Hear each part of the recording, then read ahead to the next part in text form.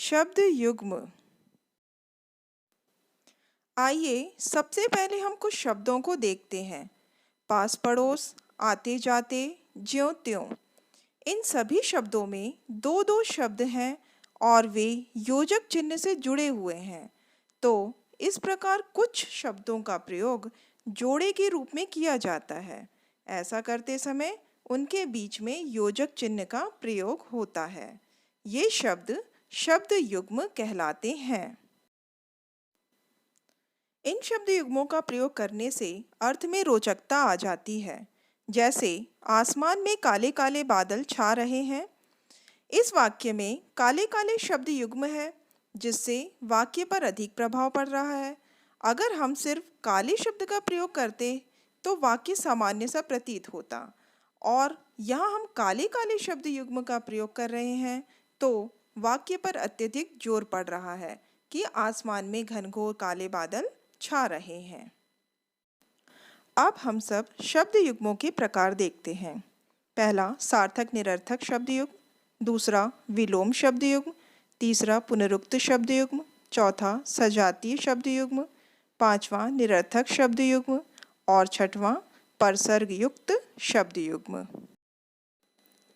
सार्थक निरर्थक शब्द युग्म। ऐसे युग्मों में प्रायः एक पद सार्थक होता है तथा दूसरा पद निरर्थक होता है।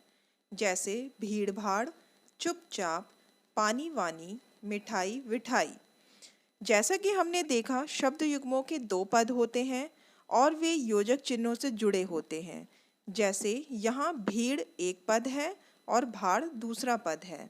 भीड़ का अर्थ हम जानते हैं, किंतु भाड़ का कोई अर्थ नहीं होता है, अर्थात निरर्थक है। तो इसमें एक पद सार्थक व दूसरा पद निरर्थक होता है। विलोम शब्द युग्म। ऐसे युग्मों के दोनों पद परस्पर विपरीतार्थक शब्द या विपरीत लिंग के होते हैं। जैसे इधर उधर, लड़का लड़की, जीवन मरण, आना जाना। पुनरुक्त शब्द युग्म। ऐसे युग्मों में शब्द की पुनरावृत्ति होती है। पुनरावृत्ति का अर्थ है वही शब्द फिर से आना। जैसे बड़े बड़े, गांव गांव, धीरे धीरे, कौन कौन। सजातीय शब्द युग्म। ऐसे युग्मों के दोनों अंश परस्पर पर्यायवाची होते हैं, अर्थात दोनों पद के अर्थ समान होते हैं। जैसे कामकाज, जान पहचान, बाल बच्चे, बड़े बूढ़े। निरर्थक शब्द युग्म। ऐसे युग्मों के दोनों पद बिना अर्थ के अर्थात निरर्थक होते हैं। इसमें न पहले पद का कोई अर्थ होता है और न दूसरे का। जैसे अंट शंट, नोक झोंक, साठ गांठ, हाय तौबा।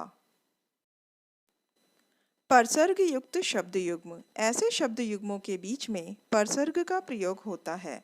जैसे कभी न कभी, कम से कम, ज्यादा से ज्यादा, देखते ही देखते।